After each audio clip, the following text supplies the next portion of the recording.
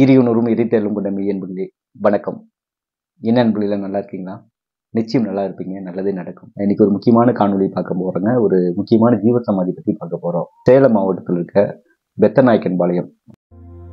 குருர் பிரம்மா குருர் விஷ்ணு குருதேவோ மகேஸ்வரா குரு சாட்சாத் பரபிரம்மா தஸ்மை ஸ்ரீ குரவே நமஹ.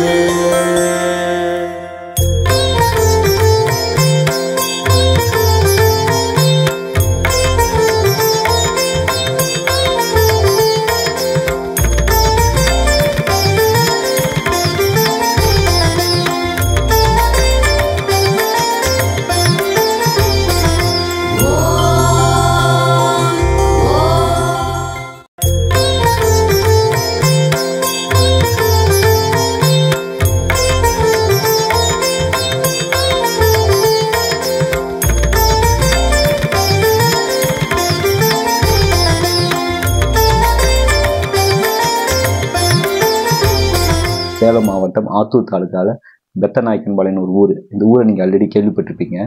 பெத்தநாயக்கன்பாளையத்தில் தான் உலகத்திலேயே உயரமான முருகன் சிலை இருக்குது. எல்லாத்துக்கும் தெரியும், மலேசியாவில் 10 மலை முருகன் எல்லாம் கேள்விப்பட்டிருப்போம்.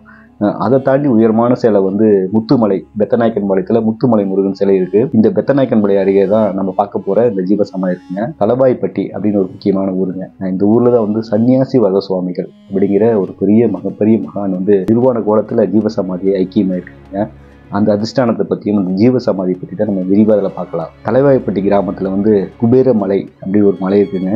அந்த குபேரமலையை சன்னியாசி வரதகிரி மலை அப்படின்னு சொல்கிறாங்க.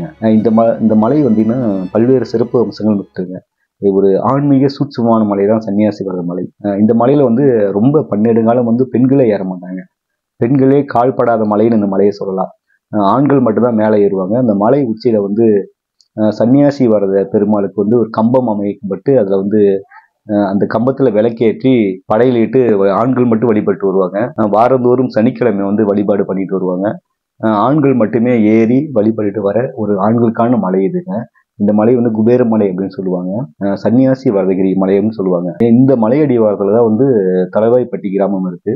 இந்த கிராமத்துல தான் சன்னியாசி வரத சுவாமிகள் ஐக்கியமாயிருக்காரு. இந்த சன்னியாசி வரத சுவாமிகள் அவர் ஆரம்ப கால வாழ்க்கையை பத்தி யாருக்கு பெரிய டீட்டெயில் தெரியலீங்க.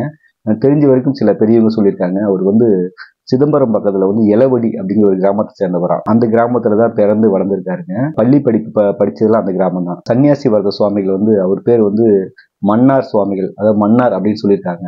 அந்த கிராமத்துல தான் அவர் பள்ளி படிப்புலாம் படிச்சிருக்காரு. ஒரு ஸ்டேஜ்ல 17ஆவது வயதிலே ஒரு திருமணம் பண்ணி வச்சிருக்காங்க. பாலி விவாகம், அந்த காலகட்டத்திலாம் பாலி விவாகம் இயல்பா நடக்குது இல்லை, பாலி விவாகம் பண்ணி வச்சிருக்காங்க. ஆனா ஆரம்பத்துலேருந்தே இல்லற வாழ்க்கை மீது பெரிய நாட்டம் உள்ள சுவாமிகளுக்கு. ஒரு கட்டத்துல சுவாமிகள் இந்த இல்லற வாழ்க்கையிலிருந்து வெளியேறி பல ஊர்களுக்கு தேசாந்தரிய பயணமா இருக்காருங்க.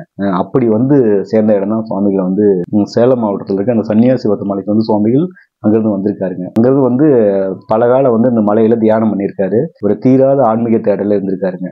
இந்த சன்னியாசி வரத மலையில உச்சியில போய் சுவாமிகள் தியானம் பண்ணியிருக்காருங்க.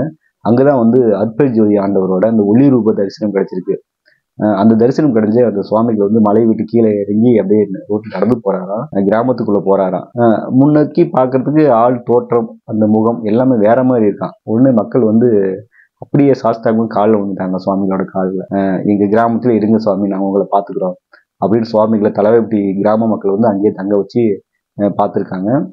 ப்ளஸ் எங்கள் மாணவர்கள், எங்கள் குழந்தைகள்லாம் அதை கற்றுக் கொடுங்க அப்படின்னு பள்ளி வாத்தியாராக பாடம் எடுக்க சொல்லியிருக்காங்க. அப்படியே கொஞ்ச நாள் பாடம் சொல்லி கொடுத்து அப்படியே இருந்திருக்காருங்க. அதுலேயும் பெரிய நாட்டம் இல்லை. அவர் இன்னும் அவரோட ஆன்மீக தேடல் அதிகமாக தான் இருக்குது. அவருக்கு இன்னும் தனக்கான குருவை இன்னும் கிடைக்கல அப்படின்னு குரு தேடல் இருந்திருக்காரு. அதே நிலையில் இந்த சுற்று வட்டாரத்தில் சங்கிலி சுவாமிகள் அப்படின்னு ஒரு ஜீவன் முக்தியான ஒரு மகான் அந்த மலைக்கு வந்திருக்காருங்க. அவர் வந்த பிறகு அவர் பின்னாடியே நம்ம சன்னியாசி வரத சுவாமிகள் போயிருக்காரா. இவ்வளவு நாள் தேடி குரு தான் அப்படின்னு சங்கிலி சுவாமிகள் பின்னாடி சன்னியாசி வரத சுவாமிகள் போயிருக்காருங்க. சங்கிலி சுவாமிகள் இவர் சிசிரா ஏத்துட்டாரு. பல காலம் குரு பின்னாடியே டிராவல் பண்ணி பல விஷயங்களை கத்துருந்துருக்காரு. ஒரு கட்டத்துல தான் ஜீவசமாதியாக வேண்டிய நேரம் வந்துருச்சு அப்படின்னு ஐயா உணர்ந்திருக்காரு. அதனால அந்த மலையிலேயே கொஞ்ச நாள் இருந்திருக்காருங்க. அங்கேயும் டிராவல் பண்ணிட்டு இருந்திருக்காரு. இன்னொரு ஏக்கம் தான் நிர்வாண நிலை பூண்டு நம்ம இருக்கணும் அப்படின்னு ஒரு ஏக்கம் வந்திருக்கு. தன் குருவான சங்கிலி சுவாமிகள்கிட்ட இந்த ஏக்கத்தை சொல்லியிருக்காருங்க. அது குரு வந்து ஏற்கனவே வந்து நம்ம மன்னார் சுவாமிகள் சன்னியாசிவாத சுவாமிகள் கௌபீனம் தான் கட்டியிருந்தாங்க. அந்த கௌபீனத்தை வந்து கையால் இழுத்துட்டு உனக்கு நிர்வாண தீட்சை கொடுத்துட்டேன், இன்றிலிருந்து நிர்வாணமாகு அப்படின்ட்டாராம். அதுல இருந்து நிர்வாணமா தான் இருந்திருக்காரு அவர். அன்றிலிருந்து நிர்வாண தீட்சை எடுத்து வந்து ஜீவ சமாதியாக வரைக்கும் நிர்வாணமா தான் வந்து அந்த தலைவாய்ப்பட்டி, ஆத்தூர் அப்படின்னு பல கிராமங்கள்ல நிர்வாணமா போவாராம் வருவாராம். தனக்கு பசிச்சா வந்து யாரோ வீட்டுல முன்னாடி யாசகம் கேட்பாராம். ஒரு நாளைக்கு வந்து ஒரு வேளை தான் சாப்பிடுவாராம். அந்த ஒரு வேளையும் யாரோ வீட்டுல முன்னாடி போய் யாசகம் கேட்பாரு. அவங்க அந்த யாசத்துக்கு சாப்பாடு கொடுப்பாங்க. அதை சாப்பிட்டுட்டு அவர் தொடர்ந்து தியானில தான் இருந்திருக்காருங்க. ஒரு நாள் வந்து ஜீவ சமாதியாக வேண்டிய உணர்த்தும் தரும் இறைவன் வந்து ஜீவ சமாதி ஆயிடு அப்படின்னு கட்டளையிட்டு இருக்காரு. அந்த தலவாய்ப்பட்டி கிராமத்துல வந்து குபேரமலை அடிவாரம், அந்த அடிவாரத்திலேயே சுவாமிகள் வந்து உயிரோட ஜீவசமாதியா இருக்காரு நிர்வாண கோலத்துல. 1898ஆம் ஆண்டு கார்த்திகை 16ஆம் நாள் சதயம் நட்சத்திரத்துல வந்து சுவாமிகள் வந்து ஜீவசமாதியா இருக்காங்க. ஐயாவுக்கு வந்து அங்கேயே ஆலயம் எழுப்பப்பட்டு மிக ஒரு இயற்கையான சூழல்ல அமைக்கப்பட்டிருக்குங்க. நிச்சயம் நீங்க வந்து இந்த டூர் போறவங்க எல்லாம் வந்து முத்துமலை முருகனை பார்க்க போறீங்க. முருகனை பார்த்துட்டு அவசியம் பார்க்க வேண்டியது வந்து இந்த ஜீவசமாதிங்க. ஒவ்வொரு இயற்கையான சூழல்ல, ரம்மியமான சூழல்ல வந்து ஜீவசமாதி இருக்குங்க. முழுமையா பரிபூரணமான ஒரு வைப்ரேஷன் நம்ம உணரலாம். சன்னியாசிவாத சுவாமிகள் இன்றும் வந்து நிர்வாண கோலத்துல தான் ஐயாவோட உருவம் வந்து ஓவியமா தீட்டப்பட்டிருக்கு. அதை நம்ம அங்க பார்க்கலாம். ஐயாவோட ஆலயத்துக்கு பக்கத்திலே விநாயகர் சன்னதி, அம்பாள் சன்னதி அப்படின்னு வேற சன்னதிகள் உருவாக்கி வச்சிருக்காங்க. ஒரு பரந்த இது வந்து தலவாய்ப்பட்டி மடம் அப்படின்னு சொல்றாங்க. பக்கத்திலேயே வந்து 4 புறமும் படிக்கட்டுகள் கட்டின ஒரு தெப்பக்குளம் அமைக்கப்பட்டிருக்கு. அமாவாசை பௌர்ணமி நாட்கள்ல பூஜை நடத்தப்படுது. நீங்க அவசியம் கலந்துக்கலாம். சென்னையிலிருந்து பாத்தீங்கன்னா, சென்னையிலிருந்து சேலம் வர ரூட்டு நீங்க பஸ் மார்க்கத்துல வந்தீங்கன்னா சென்னை, உளுந்தூர்பேட்டை, கள்ளக்குறிச்சி, ஆத்தூர்ல இருந்து வாழப்பாடி போற வழியில பெத்தநாயக்கன்பாளையம் தலவாய்ப்பட்டி நீங்க போகலாம். கூகுள் மேப்பு கீழே நான் கொடுக்குறேங்க.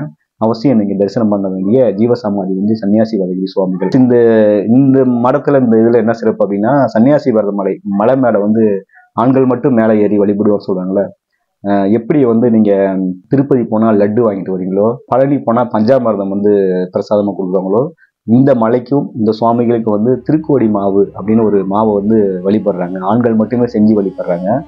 இந்த மாவு பார்த்தீங்கன்னா எதில் போறாங்கன்னா அரிசி மாவு, நல்லெண்ணெய், வெல்லம் இதெல்லாம் கலந்து ஒரு உருண்டையா மாவு வச்சு வழிபடுறாங்க. இந்த மாவை நம்ம சாப்பிட்டா வந்து தீராத பிணிகள் தீர்க்கப்படுறதா சொல்லப்படுறாங்க. அப்படி ஒரு வழிபாடு அப்படி இருக்குங்க. அவசியம் நீங்க ஜீவசமாதி போயிட்டு வரலாம். ஒரு முக்கியமான ஜீவசமாதி. அன்புகளே, வாய்ப்பு இருந்தால் சன்னியாசி வரதகிரி சுவாமி மலைக்கும் குபேரமலை அப்படிங்கிற சன்னியாசி வரதகிரி சுவாமிகளோட அந்த மலைக்கும் போயிட்டு வாங்க. உங்களோட அனைத்து பிரச்சனைகளுக்கும் இது ஒரு தீர்வு அமையும் அப்படின்னு நான் நம்புறேங்க. மீண்டும் நம்ம இன்னொரு மகானோட இன்னொரு ஜீவசமாதியோட நம்ம காணொலியை நம்ம பார்க்கலாம். இந்த காணொலி பிடிச்சிருந்தா அது லைக் பண்ணி சப்ஸ்கிரைப் பண்ணுங்க. இறை உணர்வும் இறை தெலுங்கு மருதே ஜெயக்குமார். நன்றி.